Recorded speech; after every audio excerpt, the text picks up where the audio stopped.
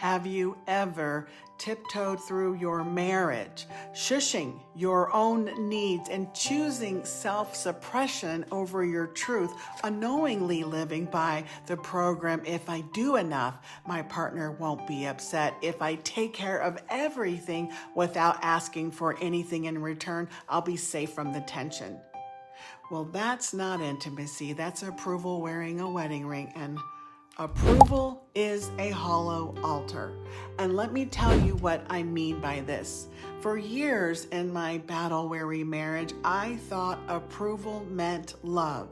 You know, if I worked harder, if I met every need, if the house was perfect, if dinner was warm, if bills were paid, and I asked for nothing in return, then I would be granted permission to be me, to be myself, to enjoy myself, to live my life without that grumble, without the tension, without that look. And I wasn't looking for closeness anymore. I was looking for no fallout. And I carried a quiet rule inside of me that said, joy must be earned and approved of by my dear husband, who never knew the rule I was living by. So I erased myself more. I became devoted to buying peace with performance.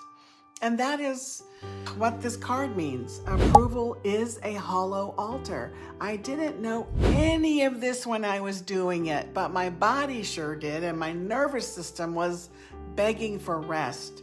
And overeating was the only thing I did to give myself permission to slow down and take an exhale. And that was my wake-up call.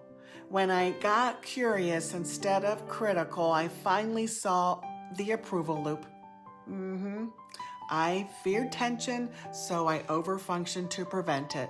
He stayed comfortable, but I felt unseen. I worked harder, and silence started to feel safe, and intimacy quietly disappeared. Then I tried even harder to get out of trouble or prevent tension, and then I realized the difference.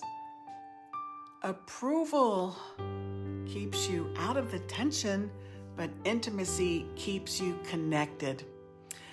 And when we avoid being direct, silence becomes safety, and safety masquerades as love. And this is why February matters. The month of Valentine's tells us that love should feel like roses and romance, but so many wives are living something quieter, trying to keep the peace instead of staying connected. And if this is speaking to you, I want you to know that you're not alone and you're not broken. I wrote more about this in my Marriage, War, and Peace blog for this beautiful month of February, along with a simple validation detox practice so you can come back home to yourself. So come read the blog. The link will be in the comments, and happy, dear Valentine's Day to you.